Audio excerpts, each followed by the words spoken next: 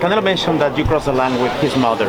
And What did I say about his mother? no, Canelo said. Could you tell something about it, please? I'm asking you, what did I say about his mother? I was not there, but I'm asking because Canelo mentioned during the press conference that you crossed the line with his mother.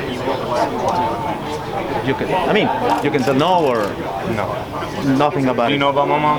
No, of course, no. I'm asking, do you know about my mom? Nothing. Do any of y'all know about my mom? No. Where's she at? Okay, so you think I'm gonna be up here disrespecting your mom? That's great. That's a great answer. That's okay. And the second one, you stand. You say it's a cheater. Huh? You stand. You mentioned it's a cheater in front of him. Is he? Well, that's the question for you, not for me. It's not a question. That's the answer. It's not a question. Was he suspended for 6 months? Okay. Finally, it's personal for you. All fights are personal for me. All fights. All fights. Good to see you. Here we go. Right here. Marcus Hayes, Fight Hub TV here with Mr. CANELOPLANT. Caleb, you had a little testy moment up there with Canelo. Looks like you guys actually exchanged punches. Just take me back to that moment. What happened? It looked like a normal face-off. Yeah, normal face-off, and then he pushed me, so I got one on him, he got one on me. My glasses hit my face, gave me a little scratch, so it is what it is. How disrespected did you feel, basically, with him coming up to you and pushing you after he pushed you? Is that why you counter with the punch? Yeah, that's why I countered. No doubt. You mentioned earlier about you being the only pro from Ashland. I talked the other day to Ty Tomlin, who looks up to you greatly. Oh yeah. What would you tell him about what happened about standing up for yourself? What would you say about it? I mean, if you feel something in your heart, then just stick to it. You know what I'm saying? I didn't say anything. I didn't go out of my way to say anything, make accusations. Anything I said today was not an accusation.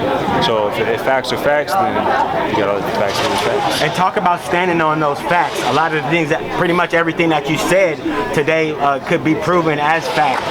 Why do you think that Canelo and his camp take such umbrage to that type of conversation?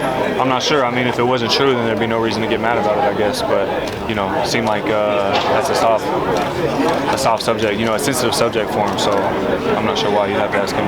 Lastly, Caleb, I'm going to end it with this. You've had a career where a lot of folks have been doubting you. There's been nothing but doubt. How motivated are you to take the titles away from Canelo and to be the true king at 68? I'm motivated, I'm focused, I'm locked in, and I'm sure to get back to Vegas and back to training. Caleb, while facing off, did you see anything in his eyes? Could you read anything? I don't know. I'm not concerned with that. I don't get caught up in that. November 6th when the bell rings, we're going to find out for sure. Caleb, was there something in your guys' verbal exchange that kind of triggered the push? Was it the last thing you said or something like that? You'd have to ask him that. He's the one who got triggered. Okay. Well, I'm just wondering if you found something when you were talking to him that, maybe that's, I don't know. That's a little trigger maybe he's used to guys standing in front of him and scared of him and just coming to pick up a check and lose, but I let him know that I'm coming November 6th and then I'm going to win.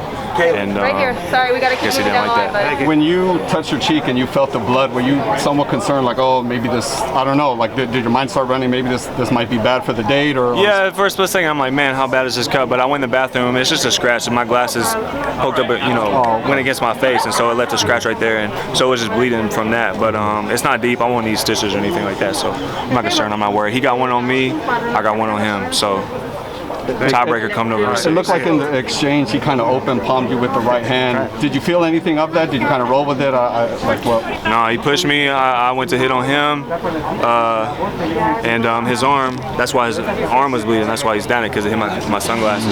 And when my glasses hit my face, it just made a little scratch. So. I saw you tweeted real quick that old quote from Bernard Hopkins. Someone attributed it to you saying, "I'll never let a white boy beat me." When the thing came out, you said obviously you didn't say that, but it seemed like you retweeted. Did you think that was kind of funny, that little play on words? Yeah, it was funny. But, Caleb, right here. Caleb, take me back to Sycamore High School 2010. What would you tell senior year CANELOPLANT? What would you talk to him about? I would just tell him stay focused and that you're right. So just keep doing what you're doing, because you're gonna make it you're gonna make it, and you're gonna make it. Just stick to it. Keep doing what you're doing. Caleb, right here, Franklin, Tennessee. Grew up in Franklin. First of all, I commend you on handling your shit there when that happened. My question is, it seemed like Canelo got really upset when he used the word motherfucker. For you, and me, that's a term of endearment. Is that kind of what happened there? Like he kind of misunderstood it? Well, was anybody there when he was talking to Boo Boo Andrade after the fight? What did he say? I'm gonna kick your ass, motherfucker, right?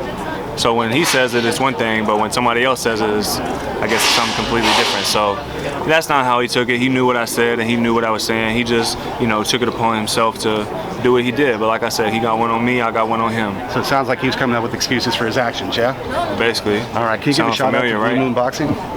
Blue Moon Boxing. Blue Moon Boxing, what's going on? CANELOPLANT, IBF super middleweight champ. All right, thank you, champ. Caleb, you've been pretty vocal No, guys, about. sorry, sweetie. We gotta move down. You gotta move. You gotta keep You got your chance. You gotta keep it moving. Where does the animosity come from? You seem to have had kind of harsh words to say to him. Obviously, nothing that wasn't facts, but Say what? nothing that wasn't facts. But where does the animosity come from? I mean, I got my game face on, We were talking to each other and, what transpired. Like I told them, he got one on me, I got one on him, and it is what it is. How do you take the actions here? And what do you take from all of this? And him being the one to throw the punch and those whole scuffles. How do you take all of he it didn't throw a punch. His arm was bleeding. You see his arm up there bleeding. He kept dabbing it because his arm had like sunglasses right here. Pushed him into my face, and that's what gave me a scratch on my eye. So, yeah. That's what it is. Mike, can I ask you, the moment you had against Uskategi, but now you have this big moment against Canelo in a pay-per-view, what has Andre Ward told you about not being rattled, not being scared? Because usually fighters, when they're at that big stage, they get rattled in the first few rounds, but what has Andre Ward told you about living in that moment? Just staying focused and locked in. I mean, he knows that I'm already capable of doing that. He knows that I'm good at that. I've had chances to slip and fall before. In the Jose Uskategi fight, I had a chance to do that. Going into the fight, I had a chance to do that after my eye got cut from my headbutt. 30 seconds later, what happened? I stayed focused, I stayed locked in, I set him down for a second time. So, I've been home back in Tennessee, fought in front of my hometown, thousands of people showing up, pulling me this way, pulling me that way. I could have, succumbed to that, but I stayed focused. I got the job done in spectacular fashion. I've been on the big stage before, so, I feel like sometimes people get too wrapped up in this media stuff. It's really just answering questions about boxing and taking a few pictures. But what has Andre Ward told you? Any advice about that? Just to stay locked in and focused, like I said, stay locked in. How integral has he been in this camp for you so far? How what? How integral to the camp has he been so far to you? I mean, we went out there for a couple of days and trained, and that's been it. So. Now, should you capture all the belts, would you finally like to fight Benavides and give him somewhere to? That's the plan. Right now I'm focused on November 6th. Everything else, doesn't matter right now. All right, guys, we're moving. Guys,